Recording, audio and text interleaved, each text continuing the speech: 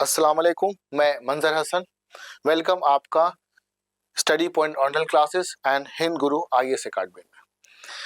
आज हम नेक्स्ट अपने ज्योग्राफी के टॉपिक को लेकर आए हैं, जिसको कॉन्टिनेंट वाइज नॉर्थ अमेरिका को हम कवर करेंगे।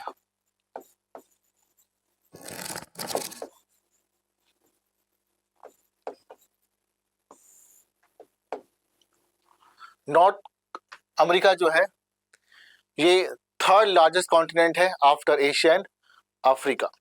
याद रखिएगा, नॉर्थ अमेरिका की जो हम खोज की बात कर ले तो इसको डिस्कवर किया था discover by Columbus.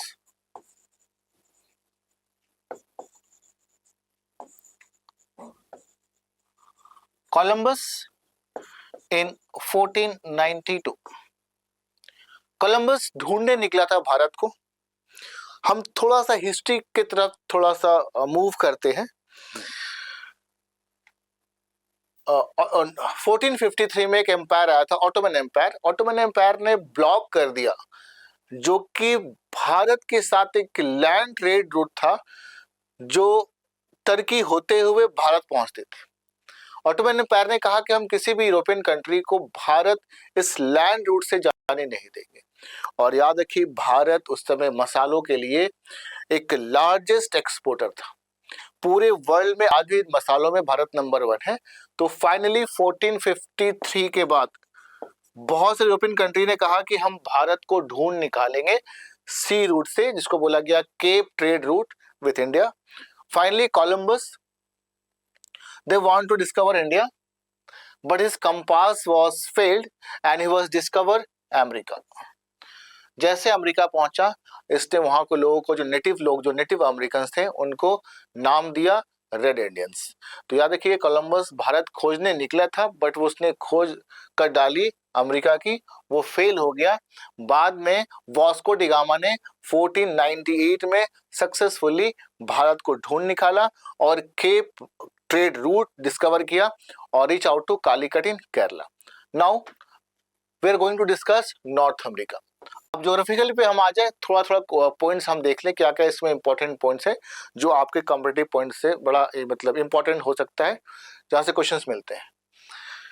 North America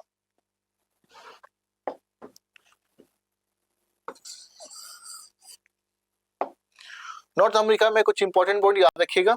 इसके रिवर्स की बात कर लेंगे, सराउंडेड बाय कौन कौन से रिवर्स हैं। तो नॉर्थ में हम देखेंगे आर्टिक ओशंस, नॉर्थ में इसका आर्टिक ओशंस है। वेस्ट में पैसिफिक ओशंस है और इसके बाद इसके ईस्ट में है अटलांटिक ओशंस, ईस्ट में है Atlantic oceans.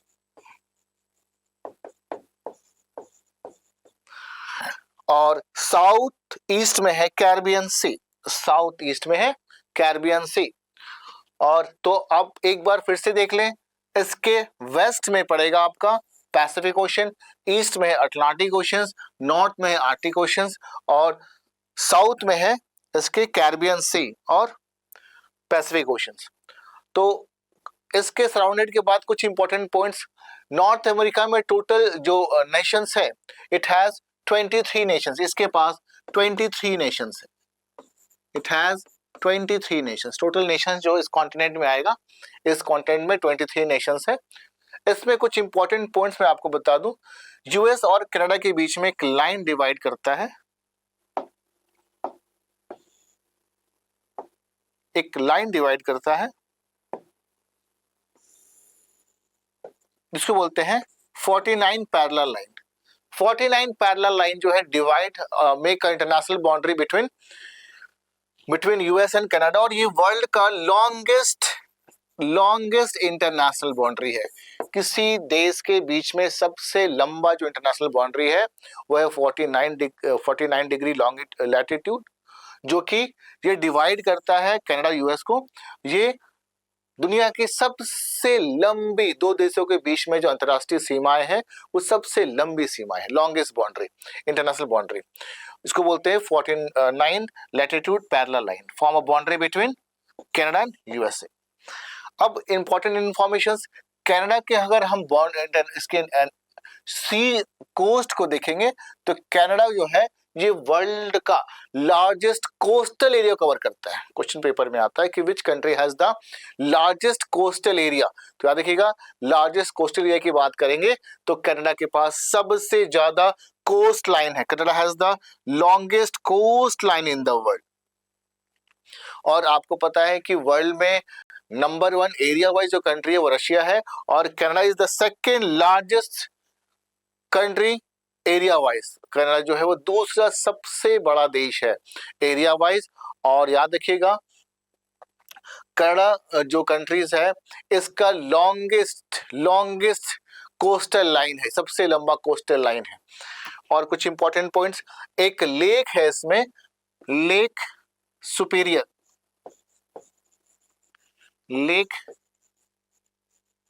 Superior, lake superior जो है ये वर्ल्ड का लार्जेस्ट फ्रेश वाटर लेक है, फाउंड इन यूएसए। जैसे मैंने क्वेश्चन बताया था आपको एशिया में कि वर्ल्ड का लार्जेस्ट स्लाइन वाटर लेक, तो वर्ल्ड का largest saline water lake Caspian Sea है, उसी तरह वर्ल्ड का लार्जेस्ट फ्रेश वाटर लेक जो है वो लेक सुपीरियर है। और ये बिल्कुल कनाडा और यूएस की बाउंड्री के बीच में पड़ता है, बट मैक्सिमम पार्ट जो है इसका वो आपको मिलेगा यूएस के अंदर में, जिसको बोलते हैं कि lake superior is the largest lake. कैसा लेक है ये? Saline water. आई उसके बाद नेक्स्ट इंपॉर्टेंट क्वेश्चन है, US the 4th largest country in the world. US जो है area wise 4th largest nation है, population wise 3rd largest nation है। तो US is the 4th largest continent area wise and 3rd largest आपका ये है population wise. और कुछ इंपॉर्टेंट पॉइंट्स,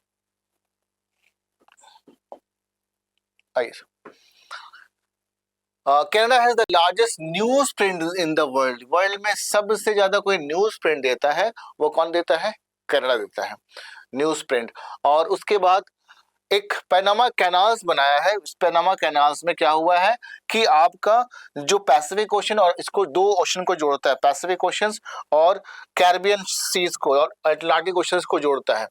तो अटलांटिक ओशन और पैसिफिक ओशन को कौन जोड़ता है? Panama canals. जिससे क्या हो गया कि न्यूयॉर्क से सैन फ्रांसिस्को की जो डिस्टेंस है वो काफी क्लोज हो गया। तो पनामा कैनल्स, क्वेश्चन आ सकता है कि Panama canals connect which to larger body water body. तो याद रखिए दो ओशंस, बड़े बड़े ओशंस को जोड़ता है। एक है आपका अटलांटिक ओशन और दूसरा है पैसिफिक ओशन। इसको कौन इंक्लूड करता है? Panama canals. और याद रखिएगा नॉर्थ अमेरिका का एक हाईएस्ट पॉइंट है माउंट मैकिनली। माउंट मैकिनली ये हाईएस्ट पीक है, हाईएस्ट पॉइंट है नॉर्थ अमेरिका का। और लोवेस्ट पॉइंट जो है वो है डेथ वैली। डेथ वैली जो है ये नॉर्थ अमेरिका का सबसे लोएस्ट पॉइंट है। तो हाईएस्ट पीक माउंट मैकिनली है, डेथ वैली जो है ये लोएस्ट पॉइंट है। हाईएस्ट पॉइंट माउंट मैकिनली है और लोएस्ट पॉइंट डेथ वैली। याद रखिएगा एक ग्रीन लैंड है नॉर्थ अमेरिका में, आपको ग्रीन लैंड दिखेगा।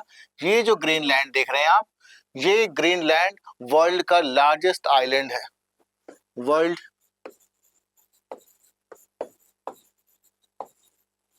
Largest island, world largest island Greenland है। तो ये कुछ छोटा सा इंफॉर्मेशन था नॉर्थ अमेरिका को लेकर। अब हम बात करेंगे साउथ अमेरिका। साउथ अमेरिका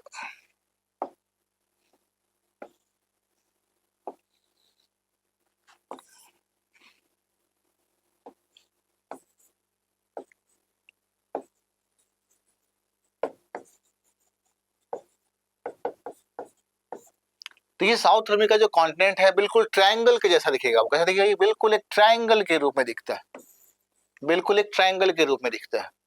और याद रखिएगा साउथ अमेरिका में जो कंट्रीज है टोटल यहाँ पे 12 नेशंस हैं। यहाँ पे बिल्कुल आपको मिलेंगे टोटल 12 नेशंस हैं इसके अंदर में।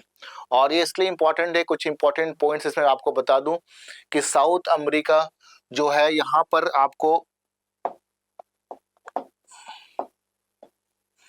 एक माउंटेन रेंज मिलेगा जो वर्ल्ड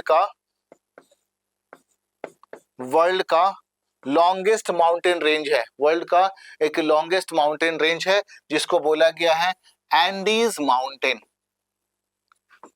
एंडीज माउंटेन इसलिए इंपॉर्टेंट है कि वर्ल्ड का लॉन्गेस्ट माउंटेन रेंज है, लॉन्गेस्ट माउंटेन रेंज है। अगर पेपर में क्वेश्चंस आ गया कि वर्ल्ड का हाईएस्ट माउंटेन रेंज, तो याद रखिए वर्ल्ड का हाईएस्ट माउंटेन रेंज जो है वो आपका हिमालय है, और वर्ल्ड का longest mountain range Andes mountain. Hindi में ऐसे कह सकते हैं ऊंची पर्वत श्रृंखलाएं, तो हिमालय हो गया। लंबी लंबी पर्वत श्रृंखलाएं, तो आप टिक करेंगे एंडीज माउंटेन में। और याद रखिएगा उसके बाद एंडीज माउंटेन से एक रिवर निकलता है, उसको बोलते हैं अमेजॉन रिवर, जो कि वर्ल्ड की दूसरी सबसे लंबी नदी है और पहली सबसे चौड़ी नदी है, that is called Amazon river. Amazon river, और इसी अमेजॉन रिवर में वर्ल्ड का ये वर्ल्ड का लार्जेस्ट बेसिन बनाता है, और इसी में वर्ल्ड का एक डेंसली फॉरेस्ट है अमेजॉन रेन फॉरेस्ट। तो साउथ अमेरिका एक ऐसा प्लेस है जहां पे वर्ल्ड का लार्जेस्ट रेनफॉल या रेनफॉल डेजर्ट, रेनफॉल फॉरेस्ट भी कह सकते हैं, रेनफॉल फॉरेस्ट जिसको हम अमेजॉन रेन फॉरेस्ट भी कहते हैं। और यहीं पर एक डेजर्ट है जो वर्ल्ड का ड्राई प्लेस भी है, आटाकामा डेजर्ट है ना। आटाकामा डेजर्ट जो है यहाँ पर जो वर्ल्ड का सबसे सूखा हुआ ड्राई प्लेस कहा जाता है। तो साउथ अमेरिका में वर्ल्ड का हाईएस्ट रेनफॉल फॉरेस्ट भी है, रेनफॉल फॉरेस्ट, एंड वर्ल्ड का ड्राई प्लेस अटाकामा डेजर्ट्स भी है। और याद रखिएगा ये जो माउंटेन रेंज है एंडीज माउंटेन, इसी माउंटेन से निकलता है अमेजॉन रिवर, और अमेजॉन रिवर जो है ये वर्ल्ड की सबसे चौड़ी नदी है, दूसरी लंबी नदी, पहली चौड़ी नदी। क्वेश्चन अक्सर आता है पेपर में कि वर्ल्ड लॉन्गेस्ट रिवर, तो नील नदी के नाम आता है, नाइल कहते हैं, जो कि मैंने आपको पढ़ाया था अफ्रीका में कि अफ्रीका के विक्टोरिया लेक से निकलने वाली नदी नाइल नदी जो दुनिया की सबसे लंबी नदी है। और अमेजोन सॉरी जो एंडीज माउंटेन से निकलने वाली जो अमेजोन रिवर है ये दुनिया की सबसे चौड़ी नदी है, दूसरी लंबी, पहली चौड़ी नदी।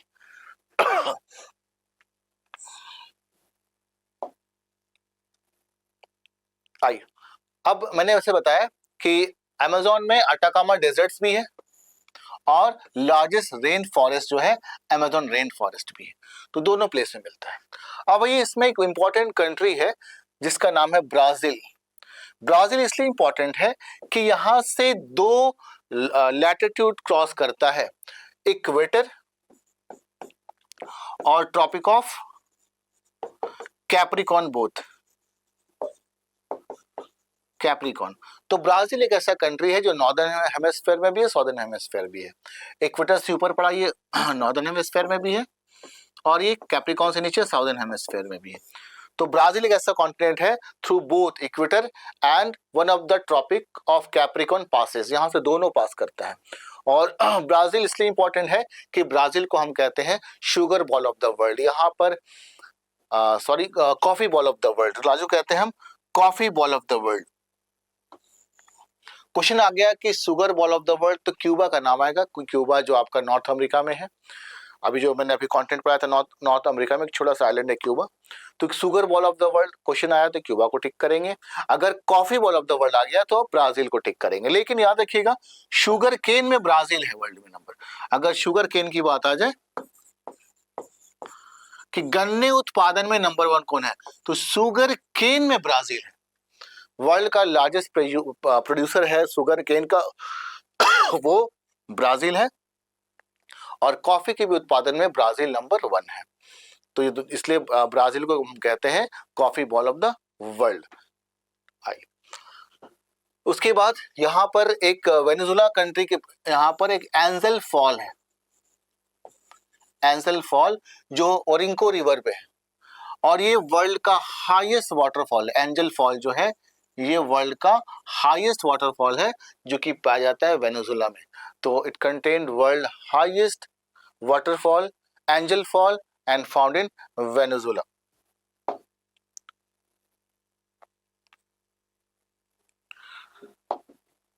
और इसी तरह ब्राज़ील वर्ल्ड का लार्जेस्ट रिज़र्व है आयरन ओर का भी, लार्जेस्ट आयरन ओर ब्राज़ील के पास है। तो ये छोटे-छोटे इन्फॉर्मेशन थे जो मैंने बताने की कोशिश की आपको कॉम्पिटिटिव क्लासेस के लिए। आप इसको पढ़ें, मेरे वीडियोज़ को देखें, फिर अपने टेक्स्ट बुक से भी पढ़ें, ताकि जो पॉइंट छूट जाता है वो आप उसे याद करें। तो याद रखिएगा, ज्योग्राफी में कंटेंट वाइज आपको मैप्स, आपके पास एक प्रॉपर मैप होना चाहिए। अगर जो बच्चे तैयारी कर रहे हैं, ज्योग्राफी को अच्छा करना चाहते हैं, तो एक ऑक्सफोर्ड की एटलस मैप होती है, उस मैप को परचेस करेंगे। परचेस करने के बाद उसमें जितने भी कंटेंट मैंने जैसे जैसे आपको बताया, जहाँ जहाँ रिवर्स है, माउंटेन्स है, फॉरेस्ट है, ड्राई प्लेस है, हॉट प्लेस है, इन प्लेस को आप उस पर डिस्कवर करेंगे, सर्च करेंगे, तो इंशाल्लाह आपका ज्योग्राफी पे पकड़ बनने लगेगा। याद रखिए, कॉन्टिनेंट वाइज पढ़ने के लिए मैप को पढ़ना बहुत ज़रूरी है। जी, थैंक यू, शुक्रिया आपका। अस्सलाम वालेकुम।